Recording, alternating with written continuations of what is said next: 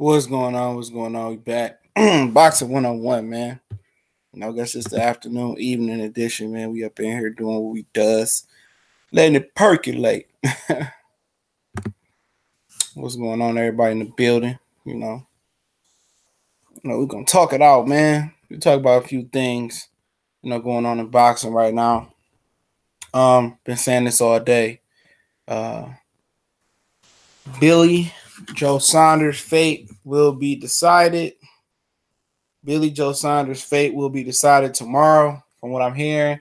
The Massachusetts Athletic Commission will decide Billy Joe's fate tomorrow. Will they allow Billy Joe to fight Andrade, or will they decline, or will they decline him to fight Andrade and he'll be stripped by the WBO and the African guy step in October 20th at the TD Stadium, whatever, in Boston, where the Celtics play. So that's something to look at tomorrow. Some news to look forward to. Don't make me no difference. If Andrade lose, I don't want to hear no complaining. All right. Regular boxing stars in the building, man. What's going on, family? What's going on? See you getting your work on. See you was on there with EJ the other day. Yeah. I know EJ for a minute, man. What's going on? Syndicate J. What's going on, man? They go 619 Cali Factor. What's going on, man? Shit. Shut it all. Just need y'all to hit that like button real quick. Yo, believe it or not, a lot of Hispanic Mexicans do not like Canelo. They think he's a diva. Yeah, I remember after I do lose track of that. Oh yeah, appreciate it. Yeah. I did give you a wrench. I don't remember when. But yeah, man, I remember after the Angulo fight, a lot of Mexicans was mad at him. After that, I think that's why Canelo's scared to speak English. I know he can speak English. Like I said, that boy Irish. With a dash of Mexican in him, man. We can talk about the welterweight division, man. Hey, McGregor Boxing Stars, you want to come on, man? I'll send you an email, family. Come on, talk about it. Love to have you on. What's going on? 15 people in here. Come on, man. I should have at least 15 likes. Shit, 10 dislikes or something. 13 dislikes or something. Come on. People be sitting on there. You ain't got to comment. At least, hit the like button for your boy. All right? Hit the like button, man. 16 people, man. I can't get no likes, bro. Yeah, man. It took me a minute to come on. I was listening to Frankie Beverly. Joy and Pain. When Frankie Beverly hit that deep note in the beginning, that's the shit, man. When you hear Joy and Pain, anything Frankie, all right, cool. I'll plug you in. Yeah. When Frankie Beverly hit that, hey, everybody know Frankie Beverly. That's summertime song right there, bro. Everybody love Frankie Beverly in the hood, man. D Nizzle, what's going on, man? I know we just was letting people roll in real quick, man. I ain't got the fancy hookup like Ticket, man. Ticket gonna have to show me how to do all that, man. Heard Ticket going on Kenny, man. And hey, man, what y'all expect from the welterweight division, bro? I mean, look at the middleweight division, man. All them dudes around the same age as the welterweight division guys. I mean, Billy Joe is 29, I think. Who else you got there? Jacobs is 30, 31. Charlo is 27, 28. Yeah, Ticket set up super duper nice, man. Who else you got in the middle? Golovkin, the oldest, like 35, 36, something like that. Canelo, 27, 28. Derevchenko, he in his early 30s. So really, Andrade about 30. Really, I mean the age difference. I got you. The age difference from the welterweight division, the top four, other than Golovkin, ain't really no difference unless you still factor in Manny Pacquiao. Then that kind of equals it out. Okay. The age difference, it ain't no fucking difference to welterweight. You got Earl Spence 28, okay? Crawford is 31. He just turned 31 in September, believe it or not. Keith Thurman turning 30 in November. Sean Porter, I don't know how old Sean Porter is, because I really don't give a hell about Sean Porter, man. Okay, I like Sean Porter, like I could tolerate Sean Porter, but I really never liked his style. Okay, But I respect Sean Porter because he's from the Midwest, all right? I respect Sean because I like Sean's relationship with his pops. You know, I'm not going to front. You know, I like Kenny and Sean, okay? Sean Porter, 30, all right? And then you got, who else you got? Keith Thurman. So really, the age is around the same area, other than Triple G. If you factor in Pacquiao, Mayweather, and Broner, about 27, 28, 20, 28 right in there. All them dudes is on par, you know, with the middleweight division. Not a middleweight division, they actually scrapping. But a lot of them dudes is at their second weight class. What's going on, McGregor Boxing? Yeah, what's up, CJ? How's it going, man? Pretty good. But like I was saying, a lot of them dudes at the same weight class. But like Andrade, who else you got in there? Andrade, Charlo, Canelo. Well, Canelo, you can say he had a couple weight classes. What's going on, Angel Santos? A few of them dudes been up there a couple weight classes. But your average middleweight, besides Golovkin and Jacobs, I believe, and Derevchenko, he got a late start, have been multiple weight classes, you know. Welterweights, only Terrence Crawford has been multiple weight classes. Unless you include Keith Thurman moving up versus to Katana to like 151 or 150. And I think Errol Spence came down from 54 and Sean came down to 54. I don't count that because they wasn't really contending. What's up, Cody? I see you. How the channel coming along, family? Any way I can help, give me email in the description. Y'all make sure I subscribe to Cody Wold, man. You know, let's help him get a nice subscriber base up, man. But the middleweight's starting to fight though, man. But it is sad because the middleweights weren't fighting at first, McGregor. You know, when HBO had all them fools weren't fighting. Yeah, most definitely. But the middleweight division for me right now is probably the one that's probably outside of featherweight has the most depth to it. Because you have 7 kind of like fringe or top guys like the likes of Jacobs, you've Jamal, you've Derevchenko, Golovkin, Canelo, Billy Joe, and Andrade. But a welterweight there's only like Thurman, Spence, Porter, and Crawford. Danny doesn't matter. He's lost his last two big fights. That's my opinion. I know some people say Danny still matters, but he ain't better than any of the other top 3 guys that Porter's underneath. And outside of that, the division's weak as shit, man. Like, who's the next best in that division? Ugas? Yeah, the division is super duper top heavy because you go what? I mean, hypothetically, you keep Thurman still to have the best resume. Thurman, Spence, Crawford, Sean Porter, Keith Thurman. Hey, what's going on? Who's that? World Breaker? No, that's CB. Oh, my bad. Okay. Man, my bad. I'll just send a whole bunch of invites out. Just talking shit. McGregor Boxing on with us. You know, just talking shit. Oh, what's up, McGregor? What's good, CB? How's it going, fam? It's going good, family. Got the little rainy ass weather down here, but other than that, no complaints. Y'all can have that shit down there. Take it. I mean, no, but CJ, honestly, I would take this rain now because it's hell yeah, man. That was in the days I hear it was 115 fucking degrees. You think I'm not gonna take it? Yeah, for now it's crazy to the motherfucker to move down there. Because guess what? I'm planning my exit move about a year or 2 from now to get the fuck up out of here. Where you going? Back to Chicago? Nah, Georgia. Oh yeah, I'm thinking about moving down there to Columbus, bro. Yeah, I've been talking about that for the next couple of years. And I got a couple homies down there, Phoenix City, Alabama, Columbus area. So yeah.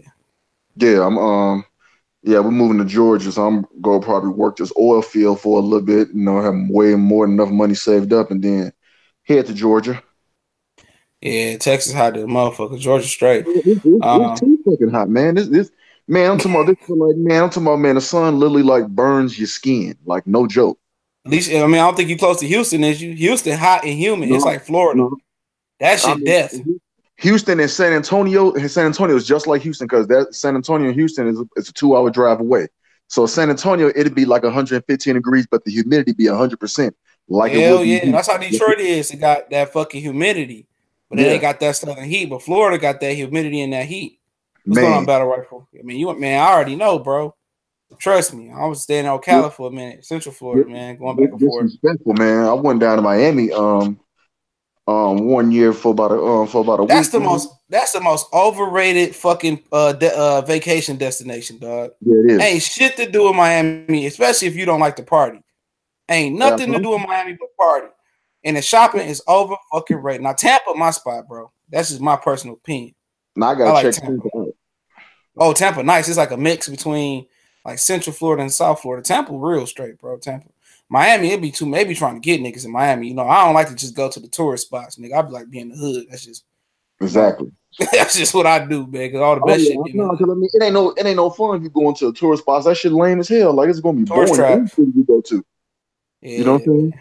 I'm like, nah, fuck that. I want to see real life in this motherfucker. You know what I'm saying? You get to see that going to the hoods and stuff like that. You know what I'm saying? Yeah, man. Yeah, I ain't Miami hater. I'm just saying it's fucking overrated. I mean, when I say something overrated, that's not necessarily a negative thing for we continue to box and talk. When I say something is overrated, I just mean it's hyped up. It don't mean if you hyped up overrated, it's a bad thing. You know what I'm saying? You could be hyped up you could be hyped up to A+, but I really think you're A-. You know what I'm saying? You know exactly. what I'm saying? I'm not saying that's bad. You know, I'm just saying that Miami, I mean, it ain't for everybody. You know what I'm saying? It's nice water, blue, and a lot of things, man. But I'm straight. I could have went to school in Miami, but I'm like, straight. I like doing other things, man. Right. You know? Yeah, I like Broward County, Fort Lauderdale. You know, got a couple of my homies from Fort Myers, a couple chicks that stay in Naples. So I know the West Side, South Florida, Central Florida, Orlando, Ocala, Gainesville, Pensacola, damn near Alabama. Been all over Florida. I fuck with the Gunshine State. But talk about back when we was talking about that division. Yeah, McGregor. Yeah, welterweight is top heavy, man. McGregor all left out and shit. That motherfucker probably booking a flight to Miami. Now I got to see what this shit is about. McGregor, you go to Miami. You ain't got one come back. I don't know how Ireland is, man. Or Miami. No, man. I've traveled quite a bit, man. Like I haven't been to Miami, but like I don't really want to go there. It's not something that draws me in specifically, man. Man, you see some of them nice little women down there, man. That gonna draw you in, man. I'm pretty sure if you've been out to California, it's no real different. Now New York, I'm gonna tell you this. I've been to San Diego, man. I was in San Diego for 3 weeks. That's the perfect spot, bro. Oh yeah, I love San Diego. I'm gonna tell you this, man, about New York women. New York women, especially the black women and the Puerto Rican, they more nigga than niggas, man. If that make any sense. Hey, like dog, CJ, you were so right, man. Them heifers out there, man. I'm talking about like what the fuck? Like, hold on, like man, like dog, New York women, a different breed, bro. A different breed. I go out there, bro. Especially Jersey women, bro. Jersey women, dog. Oh my god, dog. Never in life, bro. Never in freaking life again, dog. That whole area, dog. I'm straight. You go to New York, said I'm about to smash some hoes. It's finna be a breeze, shit. I'm good on New York. Blue blood and Zone Ray. Y'all can have that shit out there, man. They even kind of be hard and tough like niggas and shit like that, man. Now, I'm straight, bro. I'm good. I like New York and all going there, especially Jersey. I'm good. I just got on big money, man. We ain't even got into shit yet, just talking ish. But yeah, the welterweight division super top heavy, bro. Like it don't have no depth. Featherweight got some real good depth. Featherweight got some killers, man. Some low key killers too, man. But yeah, it does. You know what I'm saying? But CJ, you were absolutely right. Like welterweight is top heavy because after like the top 5 welterweights, it's like what is there to offer? And I'm gonna tell you one thing. We were talking about this earlier. They gonna fuck around and let that boy from Philly come up and beat some of them dudes. Oh, Jaron Ennis. Yeah, he gonna fuck around and beat some. He gonna fuck around and him and Josh Kelly. If Josh Kelly come over here and get on the zone and fight some Americans real quick, him and Josh Kelly. Josh Kelly's trash. I think Josh Kelly gets some damn sparring, he'd be all right, dog. Yeah, but Josh Kelly was able to keep his hands up and had a chin. He'd also be all right, but he has no chin. He's been dropped numerous times in the amateurs. His head movement is literally a pendulum. He goes side to side, 1 2 1 2 1 2. You can pick him off. All he does is I agree with that. Angles, man. I agree with that, but I think once he get in there with some of the American trainers, it might serve him some good, like Mick Conlon. I think Mick Conlon. Yeah, but he ain't got to do that. He ain't going to do that because he's with the best trainer in the UK, apparently, with Adam Booth. Adam Booth? That's apparently that's what people say. He's the best in the UK. Fuck up out of here. He's also trash. Yeah, he is. He had David Hay. He had a few guys, man, that left. He ruined David Hay. The only fighter who was like in his prime with him was George Groves when he beat James. I was about to say that. I was about to say George. Groves left him. Groves was perfectly trained with him. Then he left him, and then he went with McGuigan, and he got trashed by Carfotch twice. Yeah, I think Shane McGuigan is a hell of a trainer. Or at least what he done with Josh Taylor. But hold on, Lawrence RBE, fellas, if you are Earl, what you do? Folks will get on him if he fights to stay active. But top comp duck him. Las Vegas is overrated. Damn. Shout out to Las Vegas being overrated. Yeah, we're gonna talk about Earl. Give me a minute, man. Jay Morales say Malik Hawkins 13-0, 22 years old. And well, see some of these dudes, man. It's always dudes like I would guess I haven't seen Malik Hawkins. But it's always dudes like him that's gonna come up, guys that you don't see coming. They gonna fuck around, let Richards Progress come up there, bro. They gonna mess around and let Mikey get up there. They gonna mess around and let who else you got there? Yeah, there's gonna be quite a few guys that's gonna make the jump. Omar Figueroa gonna knock some dudes off. I'm telling you about Omar Figueroa, dog. Omar Figueroa gonna upset somebody, bro. I'm telling you that. If he get this fight, he's a good fighter, man. He's a good fighter. Yeah, Omar Figueroa gonna fuck around and somebody gonna cheat. Like, hey, I'm gonna put it to you this way: if Omar Figueroa was in there with Sean Porter when Adrian Granados was in there, Omar Figueroa would beat Sean Porter, bro. Yep. That'd be a good fight. Omar Figueroa will fuck around if with healthy hands. You know, Omar Figueroa fuck around beat Sean Porter, bro. I'm telling y'all. Yeah, I don't. You know what I'm saying? I'm not denying it because I mean Sean Porter. You know what I'm saying? I mean. Omar Figueroa, to me, Sean Porter's tailor-made for him. You know what I'm saying? You want to come in, you're going to stand right there and fight in the phone booth. And that'd be a good-ass fight. It would. It's going to be action-packed for sure. You know what I'm saying? No doubt. I think Omar Figueroa with healthy hands is a better puncher. Yeah. Sean Porter, you know what I'm saying? Sean Porter's just a volume, want to wrestle and brute punch, but as far as like... Yeah, he don't have no power behind it, man. Exactly. And I'm going to say something else. I was watching, today I was looking at film, I was watching Jose Benavidez spar Sean Porter. Hey, man, he beat fuck out Sean Porter. I know it was just sparring. They weren't going full speed. But Benavidez was giving Porter some good-ass work. It's on YouTube, a little short round when he was with Freddie Roach. But, hey, Sean Porter can do shit with Benavidez jab, dog. Benavidez can bend at the hips a little bit. We talk about that fight. Benavidez all right when he healthy, though. But like I say, man, when he healthy, that's when I said it was a bum bash. Okay, people saying that I called it a bum bash. I called it a bum bash because of Benavidez's overall skill set. No, I always made a point say the dude not 100% healthy. That's what I meant. I want to see Figueroa versus Porter since Porter don't want to fight. Hell, make that fight. And Figueroa gonna fight anybody though, bro. Yeah. Figueroa told Spence what's going on. You know? Yeah, because he beat Spence in the amateurs. Yeah, yup. And he said he didn't even give a fuck. He said he legitimately said he wasn't taking boxing serious, but other than that, you got dudes that's floating around that you really don't know about, like Ingas. It's a lot of hype around Adamas. I mean, is that the Greek chop? Igis Kavadagukis or something like that. Yeah, he's from the Ukraine, ain't he? Oh, he's Ukrainian. I thought he was Greek with a name like that, man. I can't say his last name. I don't know how to say that last name. Yeah, he with the Ingas Klimos, you know, the little Ukrainian manager. That got Yusik, Gufik, and the rest of them dudes, man. But these guys, like, they're not as good as the guys at the top. Igis ain't gonna cause anyone trouble like Spencer Crawford, man. No, not at least not right now. I don't see that improvement coming. Then you got floated. Look, you got everybody is like either first tier, and the only reason Sean Porter is considered first tier because he got a belt. And then I guess the second tier will be, in my opinion, depending on how well Benavidez do this weekend, and I think that will be depending on how well he do, and I think depending on and I think Danny Garcia is second tier. Everybody else is third, fourth, fifth tier. I mean, Yugas to me is a third tier fighter. Berto is the third or fourth tier fighter. Khan, that no fucking the fifth tier. Jeff Horn, he in the fifth. Jeff Horn could be in the fourth tier. Okay. I mean, who else? What about rumors? Here? What about rumors of Cal Brook coming back to 147? What tier? Man, that motherfucker. He will be in the third tier, in my opinion, just because of the weight. And if it ain't no oxyfree involved in it too, oh yeah.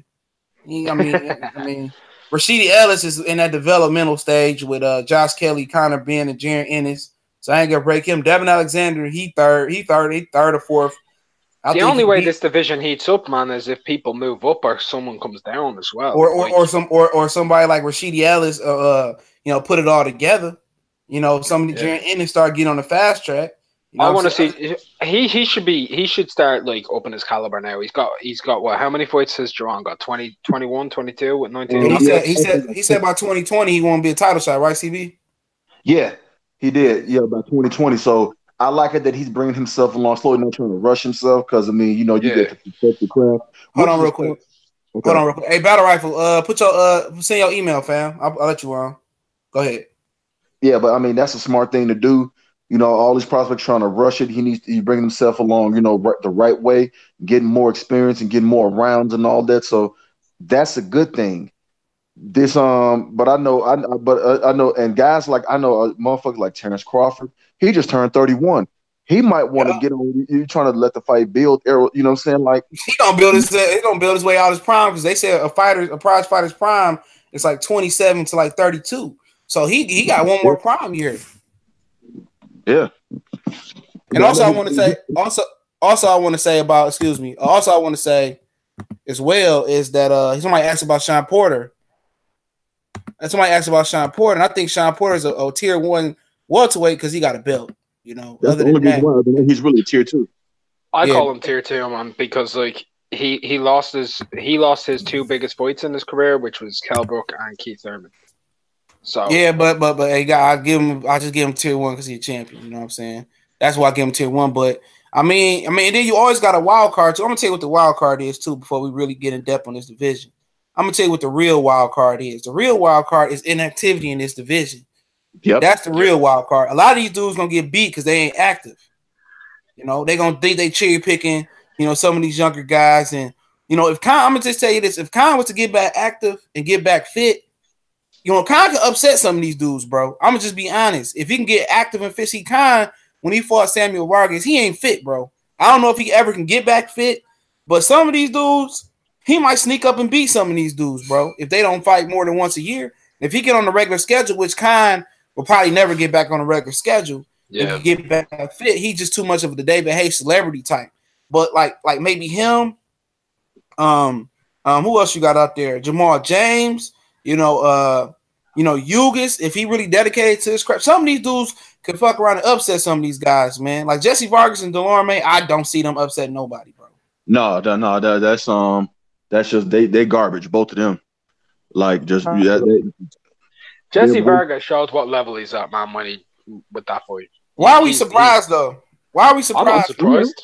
I mean, some people are in the brass, like because he knocked out Saddam Ali, but we remember he got a gift decision versus Khabib. It was another Russian guy. He got a gift decision versus. He got a gift decision versus Josito Lopez back in the day when he was on Mayweather Promotions. I mean,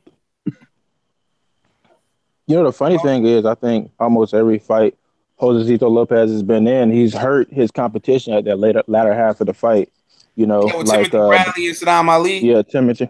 Yeah. Josito Lopez stopped Victor Ortiz, didn't he? Broke his jaw, made Ortiz. He was done at that point. Hey, but it was better. It was better for me when he dropped Madonna. He had Madonna in some problems too, man. Josito Lopez, man, is an underrated fighter. Like, he ain't no joke. Yeah, he did. He did drop Madonna. Sure did. I remember that fight. Wait, Josito Lopez? Hell yeah, he dropped Madonna. Fuck yeah, I was watching that fight. And don't forget before Madonna left 140, Eric Morales gave him that business. I remember that fight too. That's one of the most underrated fights in history. Eric Morales versus Madonna. And I think you're talking about when he put that heme on his forehead.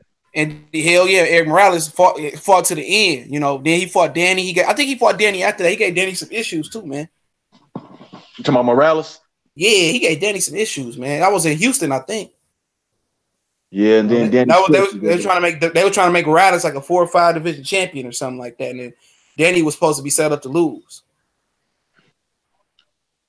Oh yeah, but it didn't work out. I always liked Morales though, man. I thought Morales was always one of my favorite Mexican fighters. I told you I liked all his wars, that trilogy with Marco Antonio Barrera. I mean, I still watch them fights to that day. They was going at it. Yep, and none of them. One of them niggas talking about tune up and this and that, and them motherfuckers fought each other, man. Exactly, and I'm talking about, and they hate each other guts in real life. They both do. They hate each other guts. They hate each other. Yeah, they was always compared to each other, man. I'll never forget when Barrera beat up Prince Nassim. Motherfucker retired. All these UK dudes. I'm sorry, McGregor. I don't know if you're from North or South Ireland, and I know Southern Ireland is considered the UK. All these UK dudes, Northern Ireland is considered the UK, man. I'm from South Ireland. Okay, I'm good then. All I do notice is them UK fighters, they dry up the UK. They dry it up real good. Then they come to America and just cash out. You know what I'm saying? And it only really work for what's our boy name? Joe Kazaki. It only really worked for him. You know, he called dudes at the right time, but that Bernard Hopkins win look a lot better now. You know what I'm saying? I fuck with Kazaki. When he whooped on Jeff Lacey, I could watch that fight all day. Him and his fight with Miguel Kessler. I could watch them two fights all day. But that was some good ass two fights. HBO carried the Kessler fight, and then Showtime carried the Kawasaki and Jeff Lacey. I was like, this big black dude. I didn't know fuck Jeff Lacey was. I ain't gonna front. I said, man, the black dude about to whoop this white boy ass. I'm like, man, then Kawasaki got to hitting him with them arm punches. Hey, Jeff Lacey was looking like dog. Jeff Lacey looked like Martin when he got lumped up, bro. Yeah, I thought I had Lacey to win, but I said when I saw Kawasaki punch, because I watched Jeff left hook Lacey back then, you know what I'm saying? And he was, you know what I'm saying? I said, okay, he gonna knock this motherfucker out, man. Got so I got there, man, putting them combinations together. Had him, I said, damn, I'm gonna whoop his ass for 12 rounds. Hey, niggas, motherfuckers respect. If you ain't respect Kawasaki by like the second, third round, bro, you just was a hater. I knew then, but when the second, like midway through the second round, I said, okay, yeah, he in trouble. He in some trouble. Hell, he kept trying to let. I saw that. How many punches did Kawasaki land? Man, he ain't missed.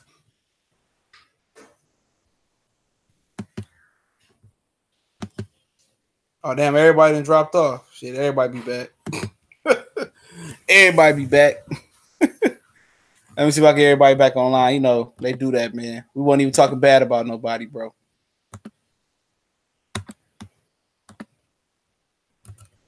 Let me see. Damn. Hey, McGregor, I'm gonna need your email again, dog. I know YouTube would do that, bro. Yep, YouTube would do that. Hello? Yeah, man. I lost McGregor, bro. Yeah, it do that, man. No, it'll drop. You know, if y'all on your phones, it'll drop. Always on phones. Cause I'd have been on Cali Junk, and I was the only one on the computer, and it dropped everybody else other than the host. So, yep. Damn, CB dropped again. I don't know what's going on with his shit, man. But yeah, man, all that shit dropped. Yeah, I mean, shit. I sent it again, McGregor. I had it. Got it. You said what? Go ahead. Go ahead. I was about to say, it's another UK versus American fight where actually American just got beat really bad. Is Iran Barkley versus Nigel Benn. You talking about? Didn't Iran Barkley beat, or did Ben beat Barkley? I don't remember that. Yeah, Nigel Benn had knocked him out in the first round. Well, it was. I think he was still wanted to go on, but it was a 3 knockdown rule, so he couldn't continue. Hey, Iran Barkley upset Tommy Hearns, didn't he? Yeah, he knocked him out. That nigga that was his claim to fame. Hell yeah, niggas was mad about that shit. Yeah, I heard he beat him twice. Talking about that bum man. I still can't believe that bum. Some people just got your number. Real shit. Yeah, and Iran Barkley as a big middleweight. I think he said he walked around at 200 pounds to a reporter, and he died it down to 160, which is why people give him. That's why I think if anybody has fought him, they said he's the strongest puncher they fought. Okay. Yeah, man, but I mean, you got Honeygon beat up on Donald Curry, came over here, and that was his claim to fame. Oh, shit, Honeygan? Lloyd Honeygan? Yeah, Honeygon. Yeah, whatever his name, Honeygon, whatever that dude name was. Yeah, that was his. I think he knocked him out. Yeah. Yep, for Undisputed. That's when the WBA, WBC made Undisputed. Donald Curry was the first welterweight undisputed champion. The son with the two belts, whatever that shit was. But yeah, man, continue to talk about the heavyweight division. I mean, this welterweight division, man. It's like, man, it's real crazy though, to be honest, man. I mean, it's real top heavy, but you got other divisions that got more depth. You can argue that the light heavyweight division had more depth than the welterweight division. Oh, and that's why I love watching it so much. You can actually say that division is full of like killers, because I think somebody said that Bottle Jack is going to be like the next light heavyweight. And I was like, I didn't have no problem with him saying, I'd say he has really good skill. But if you look at the people records right now, they've knocked out a top 10 light heavyweight on their record. Like, Archer Beterbiev just knocked out Callum Johnson, and then you're probably going to have. He wasn't top 10 ranked though. He was top 10 ranked. Yeah, who? Callum Johnson? I mean, he just mean as far as the IBF. Well, he was put to number 10 after the fight was announced, but before the fight was announced, he was number 23. Oh damn! That's politics there, man. That's politics dragon. No, they bumped him up to 10 after the fight was announced. 2 days afterwards, he got moved up to number 10 from 23. That's why Eddie Hearn said nobody in the top 15 took it, and they went outside the top 15. They were searching. Then eventually they got down the list, and they got to Callum Johnson. He was number 23. He got his ass. He must have went on a layoff or something, or just. He just wasn't there. He didn't get the number to get a fight start. He only had one fight, which was Frank Buglioni in 2 years. Callum Johnson. He had one round in 2 years. Yikes! And then he got that fight. I know this because I'm a Callum Johnson fan, man. I'm a Callum Johnson fan. Have been since the amateur days. He can buy. And somebody say Iran Barkley or Saquon Barkley uncle. Wonder is that true? That's crazy. I mean, shit. Alvarez and Kovalev gonna fight again. I don't know what Kovalev want to come back for some mofo.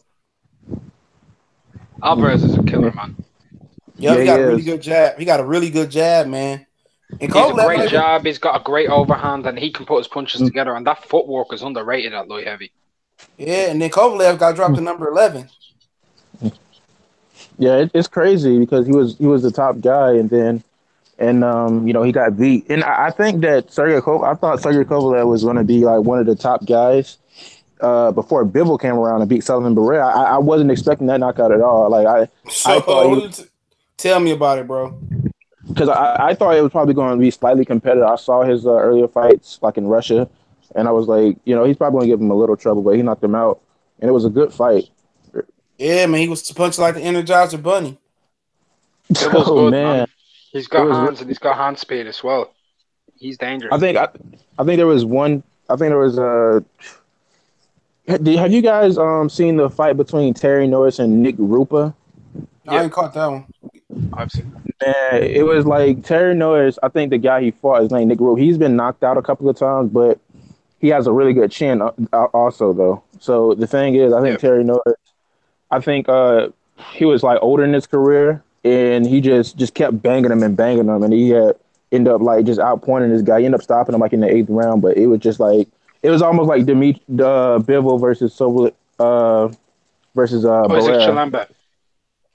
Yeah, basically he was just throwing combination after combination after combination until he eventually stopped him.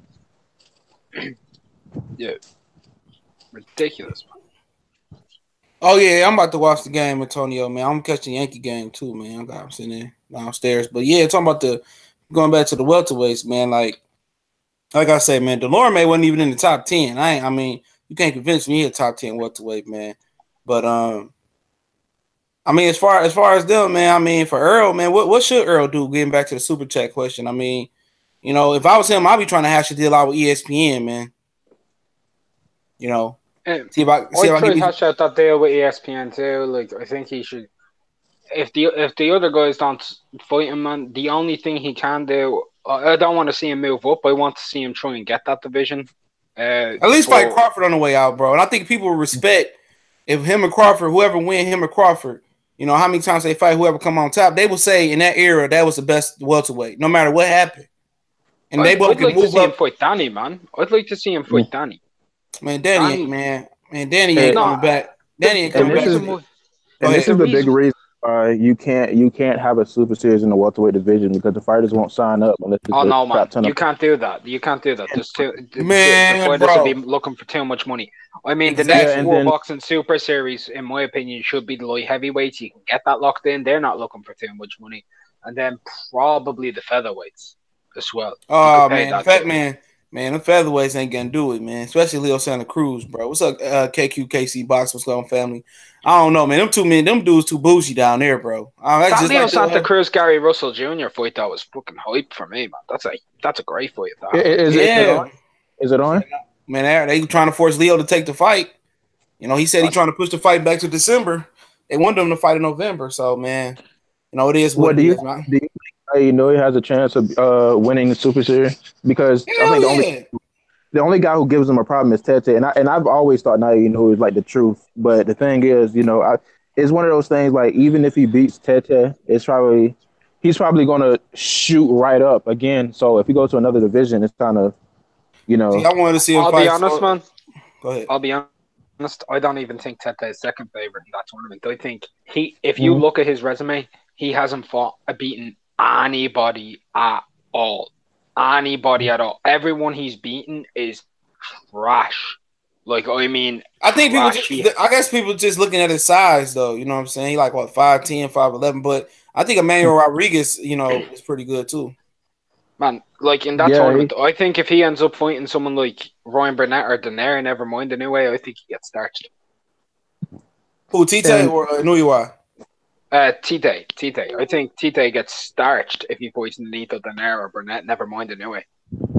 No, I didn't know it. He has really he has punishing matches. Like almost every match, he just punishes the opponents. Even the fights where he just didn't stop the guy, they were just looking like, their face was just mangled after the fight. Yeah, and he recently took a Juan Carlos Payano, and with that one punch, tough. He's rugged. We streamed it on EJ's channel. Like it was so funny because I thought, EJ was going on and on and on about how you have to get your foot outside of a southpaw's foot. There's the Atlanta, you do. And he stepped right inside his foot and threw the right hand and knocked him out. Yep. His powers, like pound for pound, he's a hard hitter, man. He is a hard hitter. I want to see him fight Sirisuke. That's what I want to see. I want to see after he wins his fight Sirisuke. Yeah, I just said that, man. That's ridiculous. Wrong Vasoi versus Inoue, man. I think everyone wants it's looking like either way. It's looking like either way. Chocolito would have got his ass whooped. That's what it's looking like. That's what it's looking like. He wouldn't fuck. Go ahead. I think Gonzalez could have won the first fight if he just paced himself better. He kept getting headbutted. I was at that joint, man. That boy, man. You could just tell. Oh boy, was just too powerful in the legs, man. He was just too strong for him. And then guys, Chocolito ain't had no versatility. He just went up to the dude that was too stronger. So Reed was too strong at the base, bro. That's why that power comes. Look at his calves. He's nigga eating rats and shit, bro. Man, but leave that boy alone. Go ahead. He did kind of box a bit with Brian Valor. A lot of people don't remember that fight because I remember that the Hawaiian cat, that dude, the sweet jump rope. Yeah, he did box a little bit with him, man. But he was too strong, man. He was just too strong for Laura. I remember watching that fight. Chocolito was good, man. He just moved up too far, bro. He stretched it out too much, to be honest. There's a guy who recently fought on an HBO card, and he got a draw, and his name is Donnie in the 8 days. I think he starches fucking Chocolatito. Yeah, he in the ring's top pound for pound list. Was also funny too. What I'm about to say about Joshua Greer, man. When he gets some more experience, man, he can get some of them guys in the ring. He fight at 118 in a weight class above it. So I mean, I Inuyuwa. I wonder could Inuyuwa, eventually move up. He's got a brother at 12, doesn't he? Anyway, he's got a brother in around the same division too.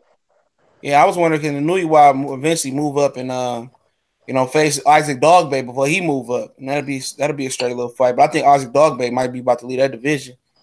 But he could fight Rigondeaux at 122, man. Rigondeaux, man. Rigondeaux dead. What? Because he moved up 2 weight divisions to fight Lomachenko? No, not just because of that. He was supposed to be rumored to sign with Al Heyman, and nothing came out. It's been 2-3 months since they announced that. So I don't even know if they made a deal or not, man. Because at first I thought it was Eddie Hearn, and then it was Al Heyman, and then ain't nobody ever said nothing else about it. Yeah, Rigo's kind of stubborn. He only takes the big fights, and that kind of killed him because he should have just took some fights in between because all he's doing is just training for nothing because none of these people want to fight him. You see Leo Santa Cruz and Garrett Russell moved up, and, he could have moved up again to fight some competition. Yep, mismanaged. And Alexander Lara told him to sign with Al Heyman, him and Gamble, when they both got free. Neither one of them did it, though. But, somebody asked about Keith Thurman. I mean, Keith Thurman still got the best resume, man, to be funny at welterweight. Ain't no joke. Wait, Lara? Al Heyman? You said, Lara told Gamble and Rigondeaux to sign with Al. They didn't listen to him. Yeah. Yep. What was that about Thurman? Yeah, they was asking about Keith Thurman, man.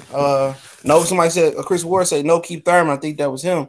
I'm like, yeah, we mentioned Keith Thurman. He still got the best resume. I mean, at the end of the day, he's got the best resume, man. He's got the two best wins at welter. His resume is quite deep anyway. Outside of that, he's got a lot of top fringe guys. The only issue is that he's been out with man, I'm not forgetting about Manny Pacquiao. I'm not putting Manny Pacquiao into that bracket. Manny Pacquiao's 700 years old. Like, the thing is, I support, and the time I did, because he did beat Jesse Vargas and he beat Matisse, which are two good fighters for the time. But I don't expect him to fight the big guys because he hasn't been saying that he wants to fight the big guys. But I did rank him higher than Sean Porter at the time, before he won the WBC belt. Yeah, I mean, if Manny was active, I'd rate him. But Manny ain't like active in terms of wanting world title big fights, man.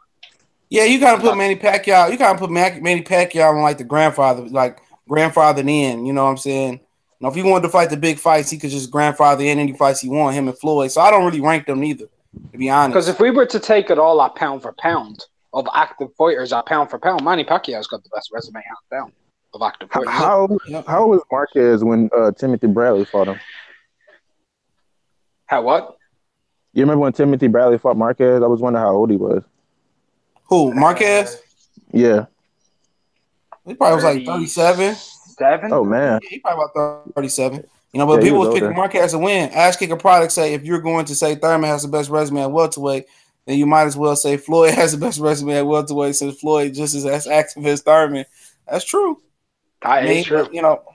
But one thing you can make is say Thurman actually got a real belt.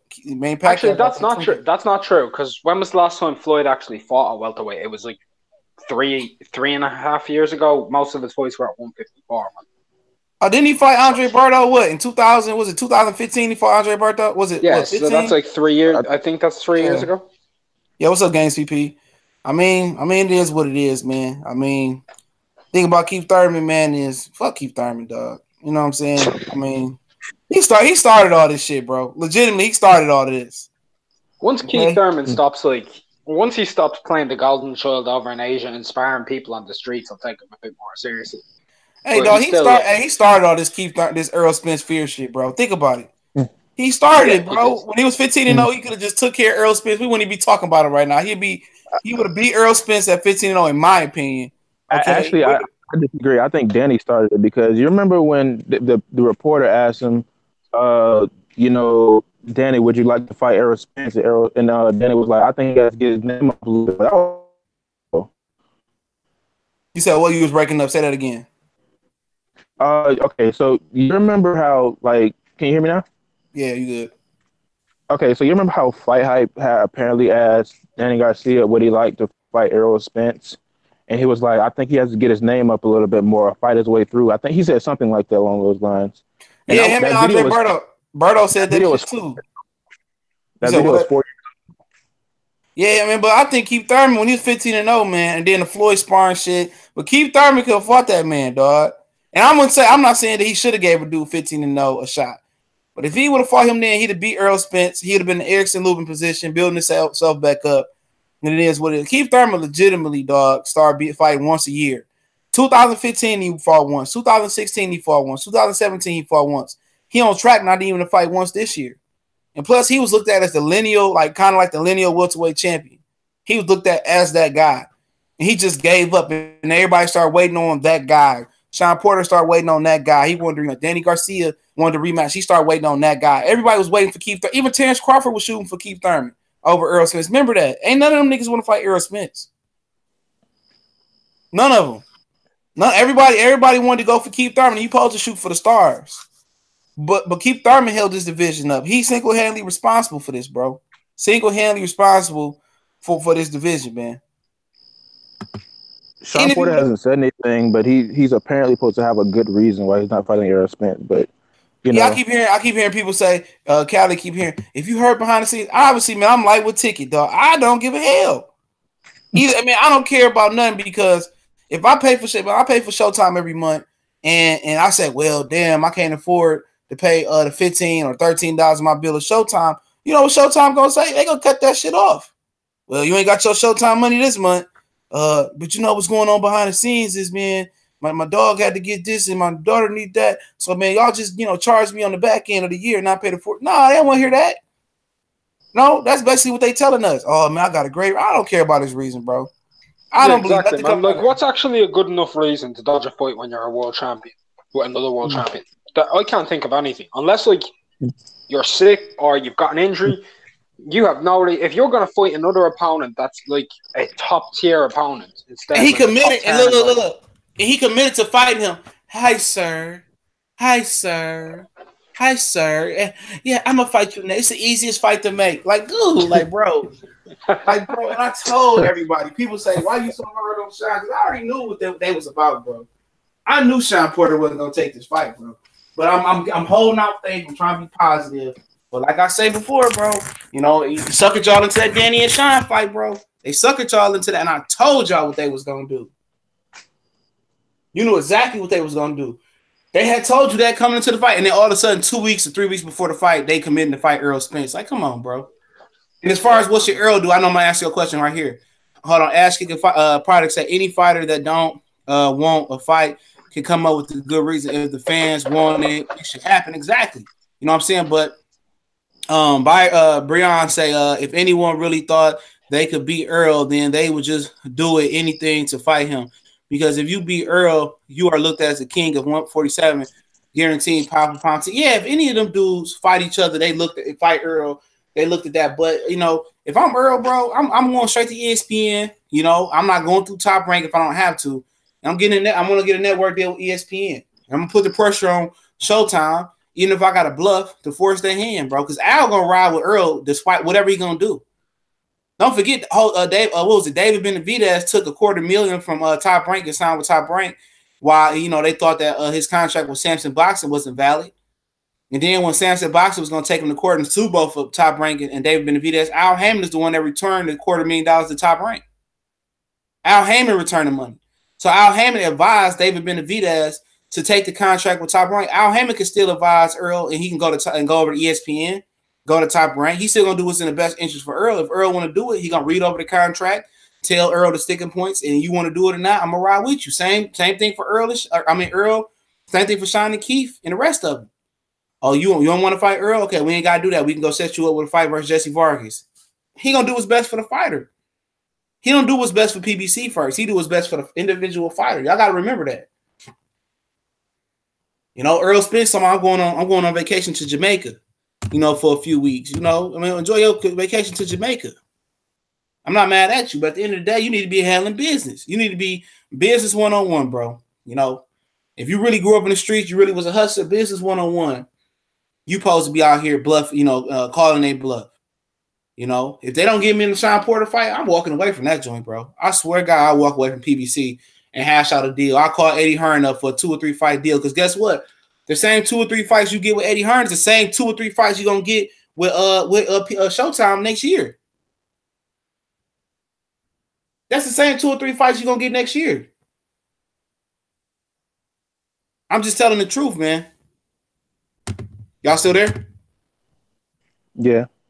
Yeah, it don't matter. If you're gonna fight fucking Hughes and you're gonna fight Luis Collazo and you're gonna fight, who else there? A guy like Jesse Vargas anyway. A guy like Andre Berto or you might as well go sign over to the Zone. Why not? For 3 fights next year, I'm gonna do them fight just to prove a point to PBC. Because Eddie Hearn's gonna try and overpay for Errol Spence if he could get him right now. Exactly. He will overpay for Errol Spence, bro. I actually said that like a couple of days ago. Errol Spence should sign with Eddie Hearn and do it his own deal. Even if it's for 1 fight, just to prove a point, you know what I'm saying? Just say I'm not playing. I go sign to Eddie Hearn, and I'll do this 1 fight with Eddie Hearn. And if I don't make the Sean Porter Keith Thurman fight happen, then I'm gonna continue to do business elsewhere. Eddie Hearn to take Errol Spence for 1 fight, just to stick it back to Al. I don't think there's so much downside as people say to sign up with Eddie Hearn, because I think there's only one American fighter that really probably going to make a name for himself, which is Jarrell Miller. But I think the thing is, what people got to realize is this. He's still moving from the UK and probably coming back to America at some point. So he's going to build a fan base in the UK. He's probably not going to get much money now, but he doesn't really have to fight anybody because I think the next guy he's supposed to fight is not really, favored to win. Jarrell Miller. So, but the thing, the downside, the downside about it is the viewership. That's what people looking at. Ain't nobody watching that. That's how they looking at it. It's an experiment. It ain't got off the ground and they ain't got great traction. They haven't found an additional outlet. You know what I'm saying? As far as they were supposed to do the fights and then show the fights on Facebook the next day or a couple hours later, they haven't found an additional outlet to get fighters and to get people to watch it. So that's really the downside. But guess what? If you're gonna be fighting the Ugis or Ingis, I don't know, whoever, Devin Alexander, Berto, Collazo, you're gonna be fighting guys like that. And they don't want to make the Sean Porter fight. You're gonna have to do something to force their hand, bro. Yep. What else can he do but sit there and smile and people say the same shit? And they listen to all this. They read all the tweets. And they gonna say the same thing. Oh, you ducking Terrence. Oh, you ain't did shit, bro. And people gonna ask you to move up. If you ain't getting the fights, they already want him to move up. He gotta do something to call their bluff. At some point, you can't have blind faith in any and everybody, bro. Yeah. I didn't see Steven Espinoza. Fred asked the question to Keith Thurman. I asked him, he said something along the lines like, "Why you so inactive?" And Fight Hype put it on there and say, "Reporter asked a stupid question." And he said something to Keith Thurman, and Steven Espinoza about his inactivity stepped in and said, "Oh, that's not fair." I said, "How's it not fair? Keith Thurman fought one time in 3 years. One time for the last 3 years. 1 in 15, 1 in 16, and 1 in 17. This is when Keith Thurman first came back. Came back to the States. He was at the Rios and Danny Card. And the fans was picking on him and stuff for that. And Steven Espinoza, tried to get mad at Fred because Fred asked him, why he ain't more active. I'm pretty much paraphrasing. And yeah.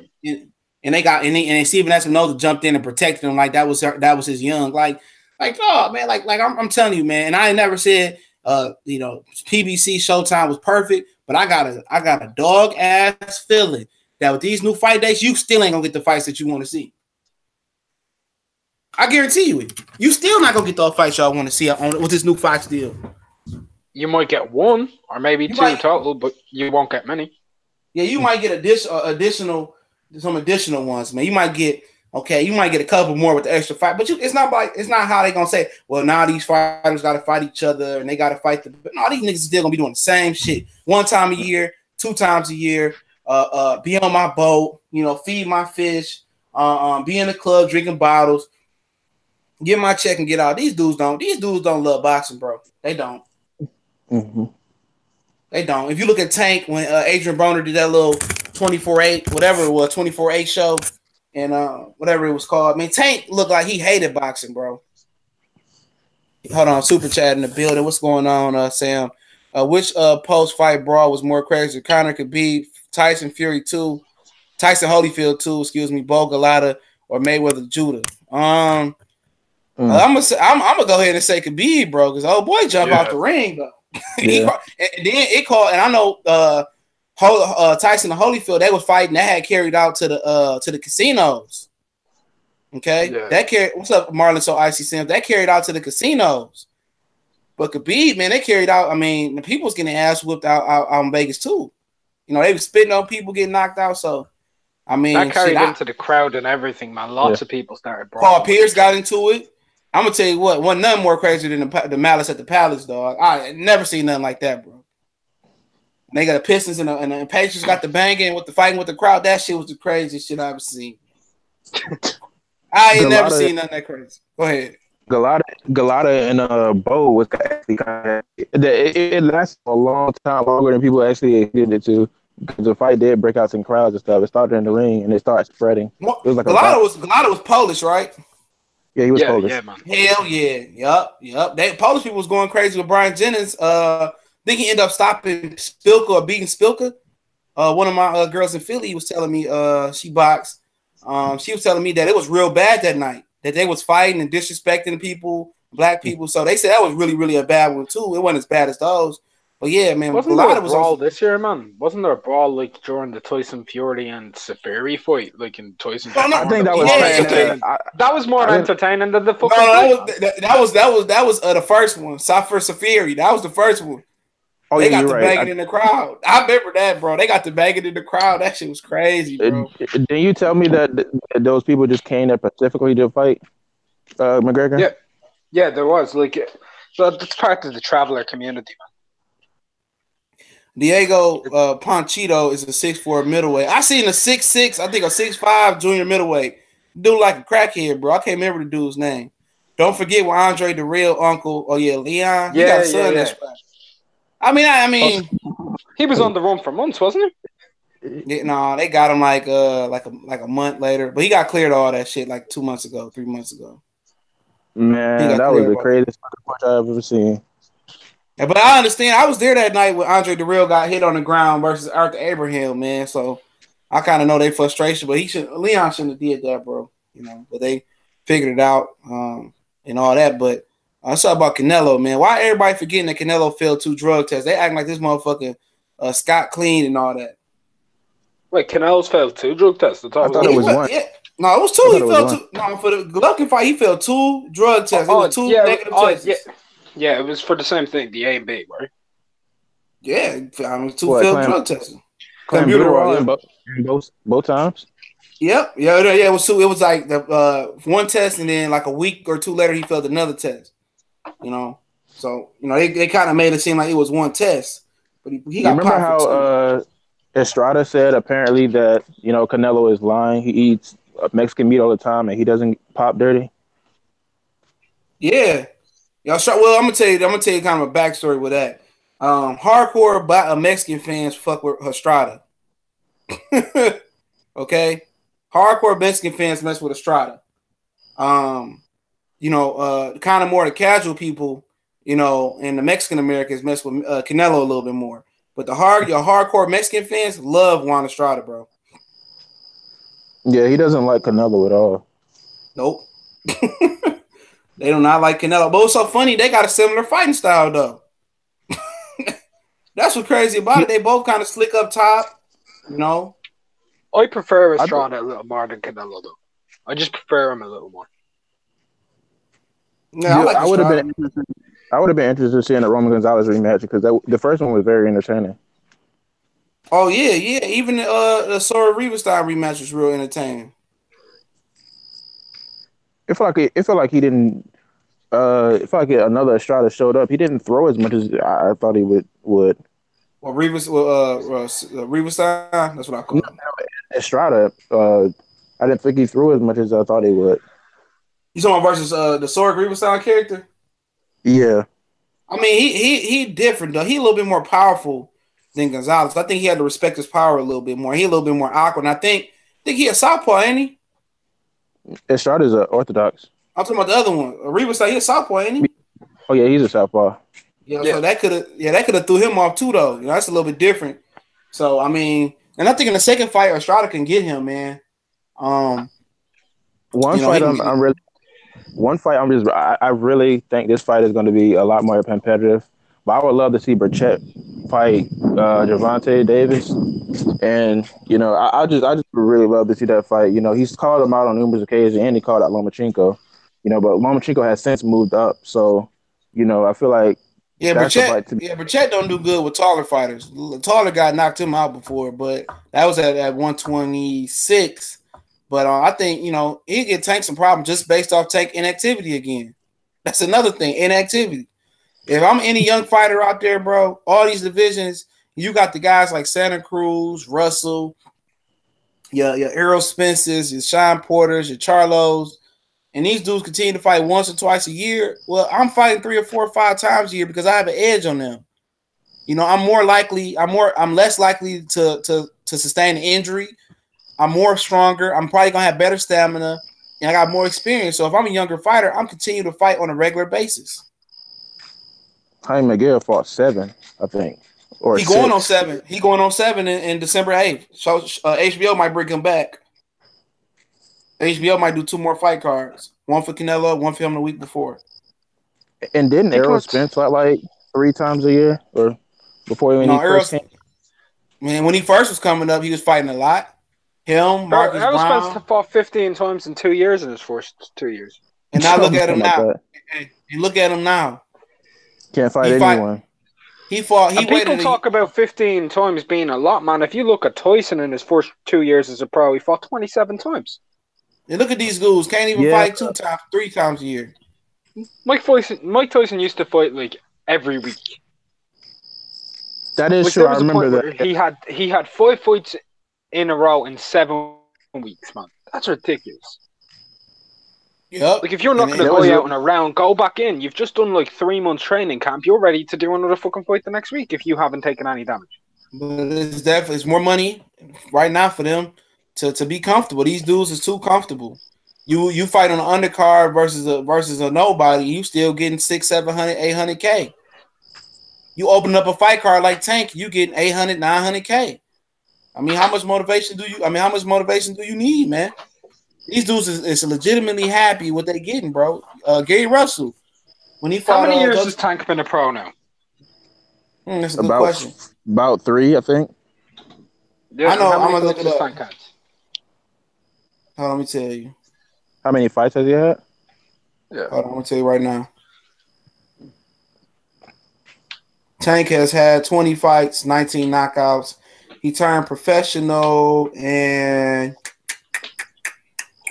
2013. So he's been a pro for almost 6 years. For 5 years. February yes. 22nd with his pro debut. So 5 years and 10 months, right? He's been a pro. Yep. Or 8 months. Sorry, 5 years, 8 months he's been a pro, yeah? And he's fought 20 times, right? So if we average that out, that's 3.2 fights a year. And I'm guaranteeing you in his first year he probably fought 8 times. You said in his worst year? His first year he probably fought 8 times.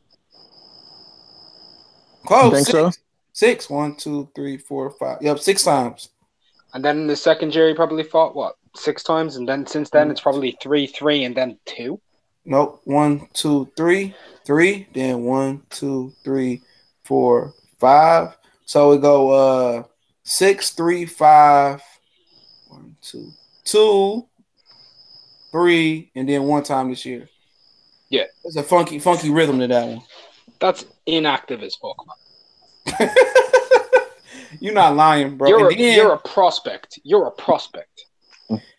And then you're a prospect with a belt. He's a champion. He's a prospect with a belt. Exactly. I agree with that.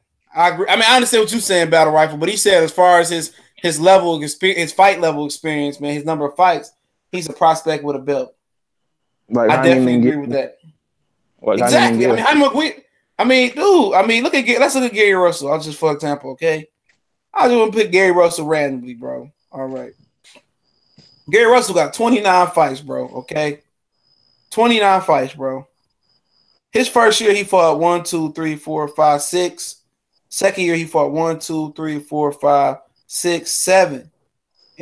Third year, 1, 2, 3, 4, 5, 6. I mean, this dude was after his third year, he just cut down the activities. His fourth year, 1, 2, 1, 2 is fifth year, fourth year, whatever I said, 2 times.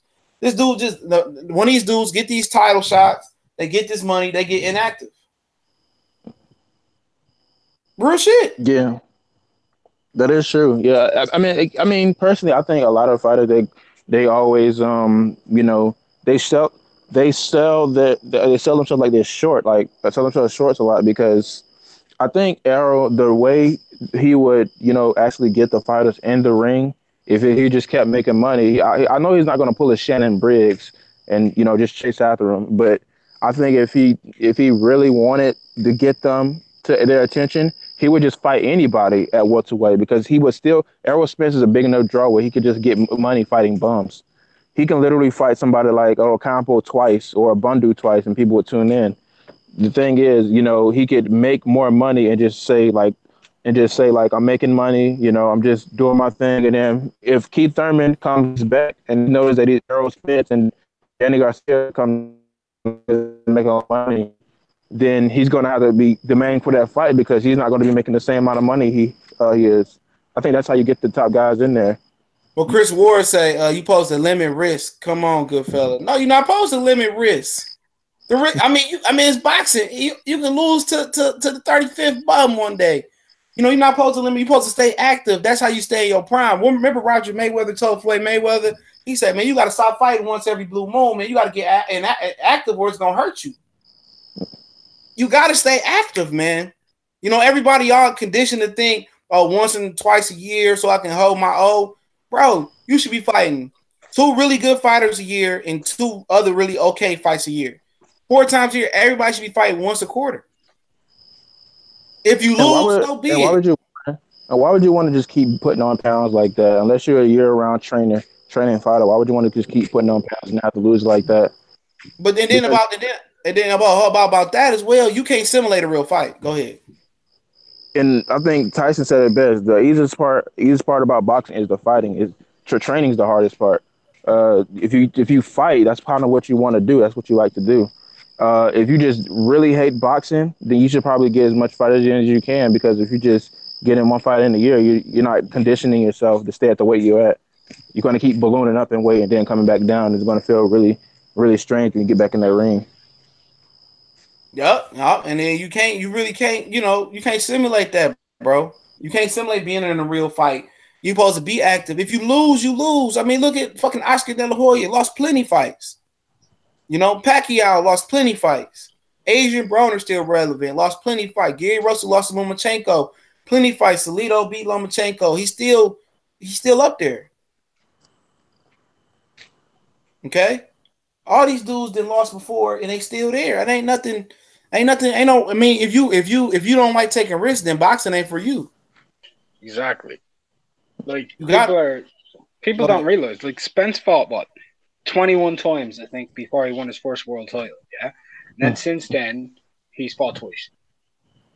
Same thing with Gary Russell. Same thing with Gary Russell. He had seven fights a year on average. His first 13 months, he had 10 fights. In the ducking is making these dudes do this. Guys not wanting to fight the best. Exactly. Like in 2016, he fought twice, and that was Algieri and Bundu, and then he fought Kell Brook in 2017. That was his only fight.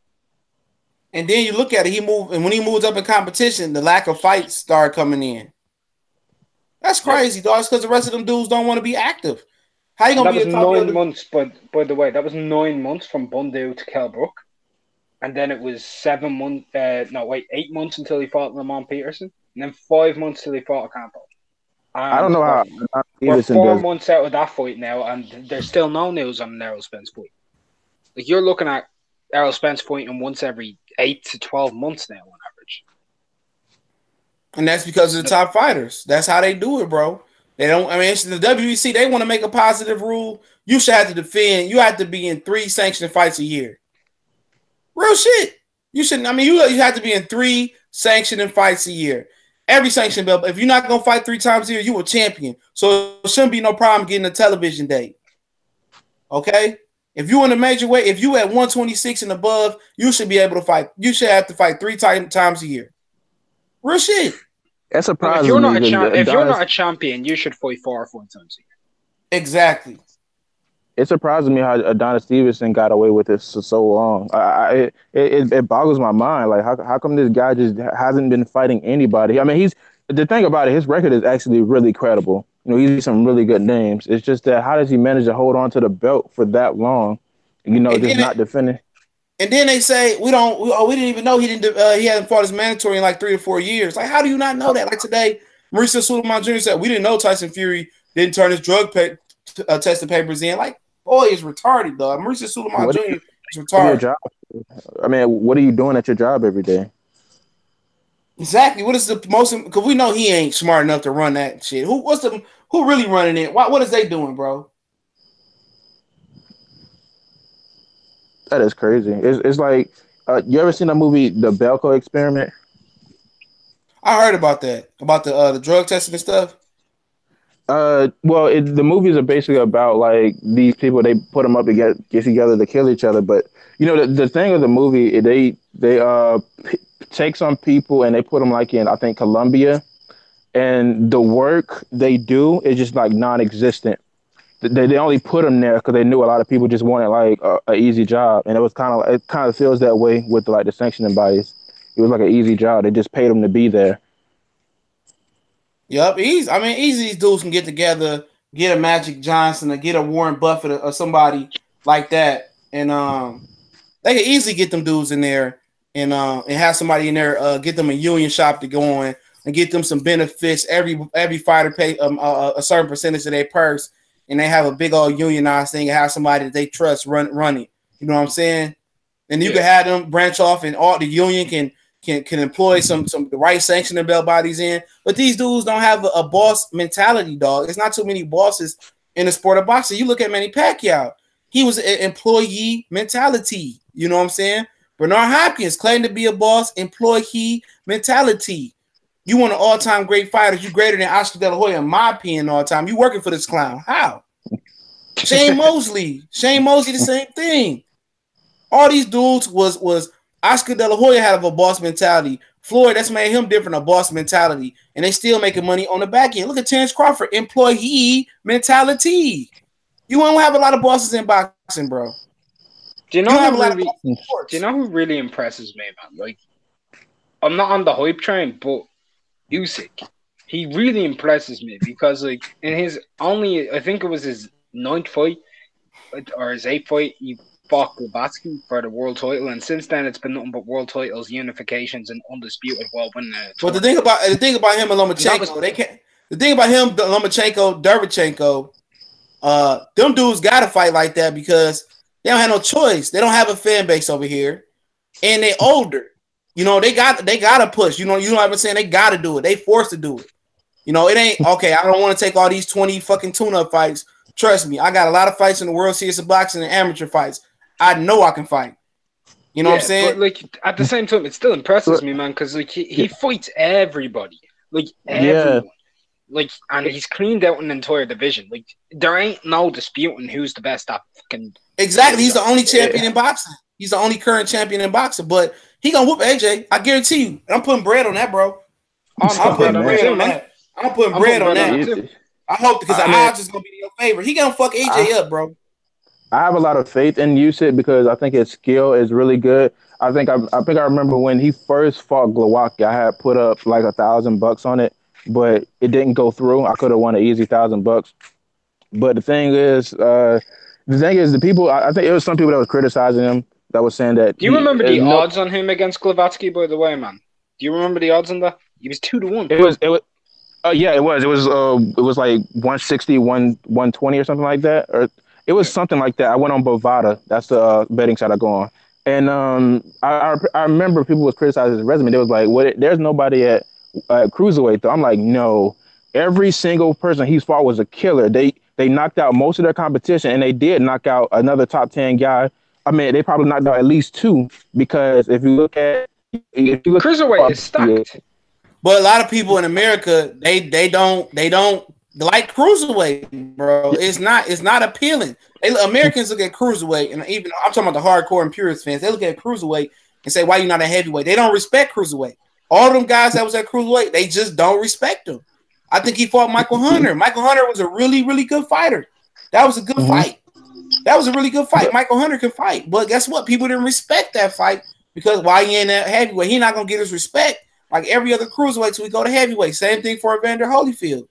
Didn't get no respect till he went to heavyweight. So it's just what it is. When he whoop AJ, he gonna be on the pedestal, bro. Didn't Michael Hunter stop the guy who Joe Joyce just stopped? You said yeah.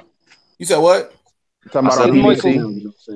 Michael Hunter stopped at the same guy Kaladze as Joe Joyce. Joe Joyce was beaten, but Michael Hunter beat him as well. See, Michael Hunter, the thing about Michael Hunter, he could fight, but he had been on the top rank, froze him and put him on the shelf. You know what I'm saying? You know, I forgot why he was on the shelf, but he was an Olympian. And Usyk just had too much stamina for him. But he was touching Usyk up real good. He just didn't have the stamina. But he sparred with Kovalev for this Alvarez fight. I've been seeing them spar. Michael Hunter's a heavyweight now.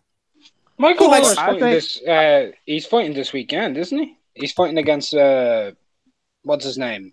Martin Bacoli from Scotland, the Congo guy. Top Rank I'm gonna tell you this, man. Top Rank do a horrible job of promoting and keeping young black fighters active, man. That's a good fight, though. Yeah. Man. That's a really good fight. But remember, like I told you, he was before he fought Usyk, he had been on the shelf for 2 or 3 years, man. Yeah. So I don't know what he's been doing since. But go ahead.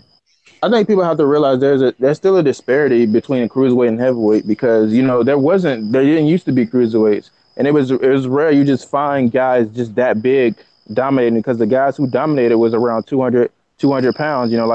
Like Joe Louis. I'm talking about like back in the day, like Rocky Marciano.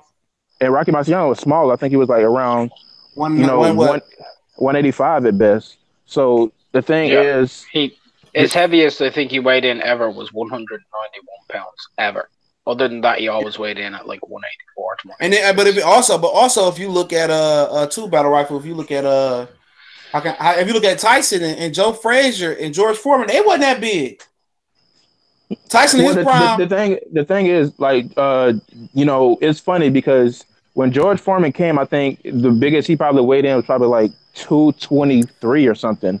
And, they were kind of small heavyweights, but it was around that time where like they were starting to get bigger. So he came back, still 6'4", and then he ballooned up like 200 and like 90 pounds, 280 pounds coming back and fighting these guys. So I think it's a disparity because it's very rare that you see small guys just beating up on bigger people. Like Michael Spinks versus Jerry Cooney, that you almost never see fights, or Mike Tyson just beating up guys like Trevor Berbick or Frank Bruno. That it's very rare you see that. I didn't think you don't think of somebody like a Holyfield when he first came to heavyweight would actually become undisputed and then become another like a 4-time heavyweight champion. Yeah, what you're saying is basically the heavyweights are getting bigger, especially look at the Klitschko's. I mean, Deontay Wilder, I'm talking about weight wise, is kind of bringing like old school heavyweights back because he beating guys 30, 40 pounds bigger than him. If he was to fight Jarrell Miller would almost legitimately outweigh him 100 pounds. No bullshit. Wilder coming in about 220, 225. Same thing for Brian Jennings. He outweighed Adamek by 92 pounds, didn't he? And Adamek was 220. Yeah. And Adamek was 227. Yeah, he outweighed him by 90 pounds, right? Usyk is 200. Usyk is 200, and Niue is 118. That's 82 pounds. He was more than like Usyk compared to fucking the Niue, man. It's crazy, man. I think. How big is Brian Jennings? 225, 220. Same. He's same size as Deontay Wilder. Yeah, a little bit shorter. It's rare that guys like really like just come up from cruiserweight and like beat heavyweights. I mean, it's very rare. And I had to put this. Go ahead. Yeah, you right. It's very rare with these new overrated dudes, dude. These dudes was overweight. Yeah, Michael Moore did it. Michael Moore is perhaps him and Michael Spinks are the greatest light heavyweights of all time. Actually, Michael Moore just moved straight up to heavyweight. Yeah. I mean, as far as he made the jump, that was there was nobody at cruiserweight at the time, so I think he just moved up. He wanted to make the money, but he moved up pretty fucking good. He did. Adamek did it. I mean, he didn't beat nobody. He beat bum ass Chris Arreola. Oh man. He beat bum ass Chris Arreola. Even then, I give people that problem because Chris Arreola is like he's another Gerard Miller when he just comes in like at least 300 pounds. Only thing he ever did, in my opinion, was retire Seth Mitchell. That's the only thing he did. That ain't saying much. You said what? That ain't saying much. Being of all you did retire Seth Mitchell. I mean, he did everybody a public service on that one. Seth Mitchell was running from that motherfucker in the ring. I remember that fight. That motherfucker was legitimately running, bro. Oh, man. That's embarrassing, man. You're going to be a fighter. That dude, man, go back and watch that fight, man. That dude was legitimately jogging around the ring, bro. And other than that, he got beat up by Bermain Savern. I remember old Ray Austin beat up on Bermain Savern. Bermain Savern barely beat Ray Austin. Mm-hmm. But I didn't know Bermain Savern was an accomplished amateur like that though. And even him, even his big ass man, he should have lost some weight, bro. That dude was sloppy. You know who Orlin Norris was? Nah, go ahead. Speak on him. It's Terry Norris' older brother. I used to love watching him. Even though he didn't win a lot of fights, you can see him just fighting bigger guys and then getting the best of them. I think he fought Galata in a war. He was on like 5'10". And he was very cagey. He was a short guy who had like a 300 fight amateur. He had like 300 wins in the amateurs. and he knew how to fight. He was a short guy, but he knew how to fight like taller guys and beat them up. He fought Vitaly Klitschko actually. I think he got knocked out, but he gave him a good fight. Them motherfuckers, man. Them dudes is big as fuck, bro. Yeah, that's like how much? That's a 9-inch height advantage. It's almost a foot. Yeah, almost a foot. Yeah, and almost. they had power and they had weight. Yeah, again, he was one of those KG fighters. He fought Mike Tyson, but it was controversial. I think he hit him after the bell, and it was like a no contest. Same thing for old boy James Toney. Even though he was sloppy, he moved up. You know, he was doing some good things moving up. And that's why he's kind of punch drunk now. All that sparring he did, you know. But I don't really think it was a sparring for James Toney to be honest. James Toney said that when he played college ball, like he was going to play college ball, he's going to go to the University of Michigan. He was a blue chipper. He said he weighed 205 pounds. Okay, around that same time, he was a great boxer as well too, because he ended up beating up Deion Sanders at a Michigan football, almost beating up Deion Sanders at a Michigan football camp. But he said he squats down to 160 pounds was the worst thing in his career. And if you hear Brother Nas, he speaks on what squeezing down and fighting at a weight below your natural weight does to your body. He said it drains the fluid out your brain and it speeds up the aging process. And I think that's what happened to James Toney. James Toney was weight drained his whole career. He never had a prime at 160 where he was at the most energized point he could be at, his most optimum point. And that ultimately made him punch drunk. Yeah. That's what did it for James Toney. He would have probably been off on the cruiserweight. You know what I'm saying? Yep. That's why a dude like Bernard Hopkins, even though he squeezed down a little bit below, he lost at 168 in his pro career. He squeezed down to 160, but he always kept himself in good shape. Andre Ward, you don't see him struggling with language. Floyd just the mud mouth motherfucker. That's why he's still able to touch his toes and tie his shoes and all that. Them dudes that was squeezing down really hurt themselves, man. I'm surprised Iran Barkley isn't like that, you know, despite how big he was. Yeah. A lot of them dudes, man. A lot of them dudes drain that fluid out that brain, man. That's real shit, man. Yeah, it's dangerous. You know, so, but yeah, that now that you said that, TJ, that definitely would have led to Tony's demise. So if you drop 40 pounds in a training camp, you know what I'm saying? That's a lot of weight. Then he wasn't living right. A lot of them dudes wasn't living right. A lot of them dudes was cokeheads. I ain't gonna say Pernell Whitaker's name. A lot of them dudes was crackheads. I ain't gonna say Roger Mayweather's name. A lot of these dudes had habits, bro.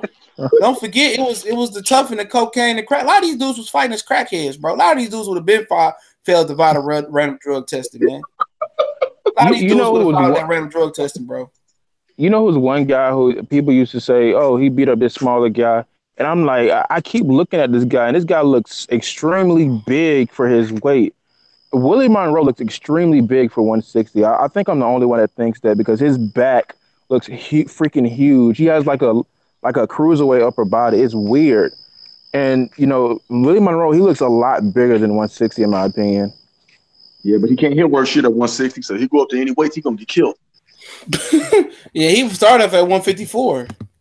He probably should have sat there some more, but Golovkin, you know, the bum killer offered him some more money. Yeah. I think Triple G can actually move up and probably beat somebody like a Callum Smith. If he just wants to go, I don't know if he can beat him. No, I think Callum Smith's too big, man. I think he's too big. He could beat Gilberto Ramirez. He could be Ramirez Uzataki. Yeah. I think them two he could beat. I mean, I think Uzataki and Triple G would be a damn good fight. I would favor Triple G, but ain't no guarantee he would win against Uzataki. His best win versus champion, other than Rocky Fielder, if you consider him a champion. His best chance at a victory is over is Gilberto Ramirez. That dude like a straight up bum nowadays. Yeah. But it could be the winner. His best chance could be coming if the winner between Andre Durrell and Avni Yildirim. But Yildirim, the dude who lost to fucking Eubank Jr., man. Yeah. How the fuck's he getting a vacant title shot? I'm gonna tell you why, because Mauricio Sulaiman from the WBC said that Eubank Jr. humiliated him, so he made it personal and skipped over Eubank. That's how. Dog, you can make shit personal like that, bro. That shit crazy. But that was his reason. CJ, that's his reason for skipping over Chris Eubank. He said Chris Eubank Jr. humiliated him, so they skipped over him, and that's his words. I said, "Wow, okay." You know what I'm saying? That shit was petty, bro. That's a bad label to have. Yeah, but I kid you not though. I kid you not, y'all. I'm not making this up. Those were his words. Yeah, because he was mad. He said, "I'm still mad at him." Yeah, because it was something like because he ranked Uterman ahead of him, and Eubanks Jr. got mad. He's like, just beat this guy. Yeah, he's like, just beat this guy. How's he ranked ahead of me? That shit nuts, bro. That's super nuts. I think the most humiliating performance is that O'Hara Davis in the Catterall fight. Oh my god, I watched that fight while we was live, bro. That shit was so fucking boring. I don't want to hear another word from O'Hara Davies, bro. He posted a video on his YouTube channel, and then a guy, you should have flagged it. You should have flagged it, bro. Or man, do we answer comments? I'm sorry. Do we answer comments on that video? Oh no, yeah, I didn't see him answer any comments. There was a lot of comments though. They were saying, "I'm about to go, man. When I get off here, I'm about to cook this chicken. I'm about to badger his ass like you bum. I'm gonna keep tweeting him. You bum. You bum. You bum. I'm gonna make him block me. Anytime you say nothing, like I'm gonna say, shut your bum ass up, man. He don't need to be talking no more, bro. He tried to humiliate Ashley Theo Payne and Ishe Smith. You don't have no opinion. Ishe Smith was a world champion. Man, dude, he was garbage, bro. Man, I'm looking at the name of the video. It says, "My thoughts on the very poor judging on my fight against Jack Catterall." He's got 90 likes and 164 dislikes. Man, yeah, you're poor judging. You lost, bro. And then he didn't even try to be aggressive with. Go ahead. I can agree. 118, 110 was crazy. That's too much. But that means he basically only won 2 rounds. Man. I scored at 118, 110. So he only won 2 rounds in your opinion? He tied 2 rounds. I think I tied the first 2. I tied the first 2 rounds, and then I think afterwards I probably gave it one O'Hara, and then I gave like another O'Hara, and then I think the rest was just basically Catterall when I was scoring it. Yeah, he didn't throw enough. Neither one of them dudes went for it. What up, ugly cuz? What's going on, fam? Oh, I got you. What did you say? You said you gave 2 tied rounds and then the rest to Catterall? No, I gave like I was kind of sprinkled in there a little bit. I can't remember the exact scoring, but I think I gave another round to I think like the very first next round I gave it to Catterall, then I gave it to O'Hara, then I gave it to O'Hara again, and then I think the rest was like Catterall. So you gave it 116, 112. So how's 2 rounds of a difference in a swing round of draws? That far-fetched. Because if it was 118, 110, that means like after the 2 rounds, he just basically dominated, and I don't think that was true. He was landing punches. It just wasn't enough. That just means that you gave O'Hara 2 rounds and you gave 2 tied rounds, and they gave those 2 tied rounds to Catterall. But I still think that was pretty far-fetched. Like, because unless they just really seen that he won those two other rounds, that I gave a draw. They gave it to Catterall. I was in the call with you, and the 2 rounds that you gave a draw, like everyone else but you, gave all to Catterall. You said everybody else but me? Yeah, me, Edgenote, and EJ all gave those 2 rounds to Catterall. I thought you said you gave it a draw. You was on a live stream? You was on that live stream? Yeah. Oh man, I thought you gave it a draw. I gave the first 2 rounds a draw. It was really hard to score, and I think they only landed like at least 3 punches a round or something like that. Oh, they landed all jabs, bro. What's going on, Mike Biggs Boxing? They landed like a lot of jabs. Look here, man. O'Hara Davies didn't go for it. When you talk all that junk, you're supposed to press and make something happen. And every time he tried to press, that guy would hit him, and then O'Hara Davies would go back into safe mode. His arms as long as hell, bro. He didn't take no chances. Antonio Mendoza, yeah, I mean, no, I don't think Drew Brees is underrated, bro. Just my opinion. I think he's right. No, New Orleans up 13-3 now, CJ. Yeah, I'm watching that shit, man, and I think Adrian Peterson got hurt, and the kicker just missed another. Oh, he made that kick. I'm about to say. It was on the first play. It was on the first play of the game. The second play of the game. Alex Smith, king of the dinks, threw him a swing pass, and one of the Orleans corners I'm talking about and clipped him in his kneecaps. I seen that. No, Alex Smith, the white king of the dinks, and Dak Prescott, the black king of the dunks. Yeah. Drew Brees is probably the most accurate quarterback there is. I mean, well, not probably not now, but at a time he was. Yeah, I would say I don't know. I like Drew Brees. I mean, he ain't never had the most strongest arm though, bro. That was all my thing. My thing with Drew Brees, bro. No, but he was accurate. He was like 5'10", 5'11". Yeah, he had 5'10". He had 5'10", 5'11", man. He got good footwork, but like I say, man, these niggas be sleeping on my nigga John Elway, bro. They be sleeping on John Elway. I remember John Elway man. He was just like Aaron Rodgers, dog. He had the legs and the arm, bro. He just never had the run game until Terrell Davis came. He had lost like 2 or 3 Super Bowls, man. This nigga was doing the drive. I mean, he was doing the drive. He was doing all types of stuff, bro. Yeah, he had before Terrell Davis got there, he was 0-3 in Super Bowls. Yep. And of course, when you run up against the GOAT and Joe Montana, that tends to happen in them 49er juggernauts. Hell yeah! And in the Super Bowl, he beat the Falcons. I'll never forget that shit, bro. This nigga beat the Falcons because the Minnesota Vikings kicker, they was 15-0. Randy Moss rookie year. It was Randall Cunningham, Chris Carter. I forgot that kid. Was it Gary Anderson or was it Morton Anderson? One of them fucking Andersons. He ain't missed the kick in forever. This nigga missed the kick, bro. This was like one of my favorite fucking teams, man. The Minnesota Vikings never to win it.